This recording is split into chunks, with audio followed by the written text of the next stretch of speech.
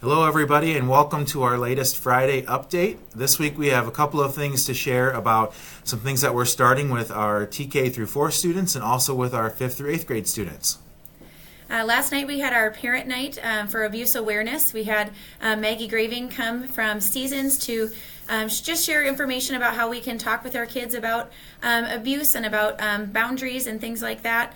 We also had Miss Smith share a bit about what she's planning to talk with the kids about in the classrooms this coming week.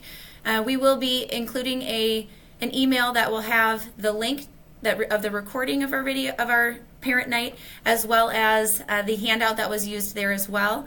We encourage you to talk with your kiddos throughout this week as we have these conversations in the classroom, and we're just trying to give you an opportunity to start that conversation with your kids. And yesterday we were able to kick off grace groups with our 7th and 8th grade students. Those will happen every Thursday from 2:30 to 3.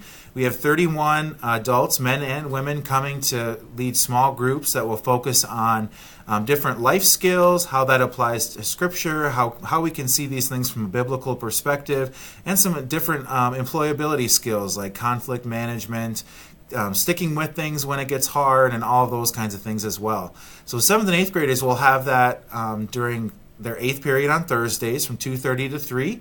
5th and 6th graders will be doing something similar to that, having extended devotion times for that as well.